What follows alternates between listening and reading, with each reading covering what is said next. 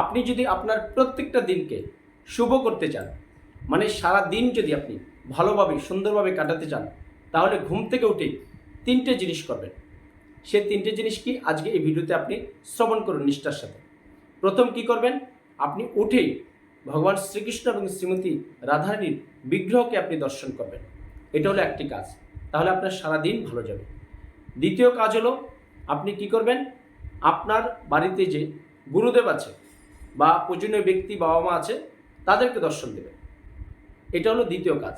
আর তৃতীয় হলো যে ভগবান শ্রীকৃষ্ণের যে মুখনিসৃত বাণী শ্রীমদ্ ভগবদ্ গীতা, যেটা কলিযুগের সবচেয়ে প্রত্যেকটা সনাতনের মানুষের জন্য মোস্ট ইম্পর্ট্যান্ট। আমরা শাস্ত্রে পেয়েছি যে বেদ আমাদের আদি ধর্মগ্রন্থ, কিন্তু সেটা কি হলো, বেদ অনেক কঠিন, এটা কলিযুগের মানুষ নিতে পারবে না। যার কারণে ছিল ব্যাসদেব ভগবান শ্রীকৃষ্ণের সপ্তাবেশ অবতার, তিনি এসে আমাদেরকে কি করলেন, ভগবান শ্রীকৃষ্ণের মুখনিসৃত বাণী শ্রীমদ্ ভগবদ্ গীতা একদম বিষাদ যুগ থেকে শুরু করে মুখ্য যুগ পর্যন্ত সুন্দরভাবে সিঙ্গার করে দিয়েছেন। তাই ঘুম থেকে উঠেই আপনি ভগবান শ্রীকৃষ্ণ শ্রীমতী রাধারানীকে দর্শন করবেন, বাড়ির পূজনীয় ব্যক্তি বা গুরুদেবকে দর্শন করবেন। আর তৃতীয় হলো শ্রীমদ্ ভগবদ্ গীতাকে আপনি চোখে দর্শন দেবেন। তাহলে দেখবেন আপনার সম্পূর্ণ দিনটা ভালো যাবে এবং আপনার হৃদয়ে কৃষ্ণ চেতনা, কৃষ্ণ ভাবনায় জাগ্রত হয়ে আপনি যে কাজটাই করবেন সেটাই আপনার শুভ হবে।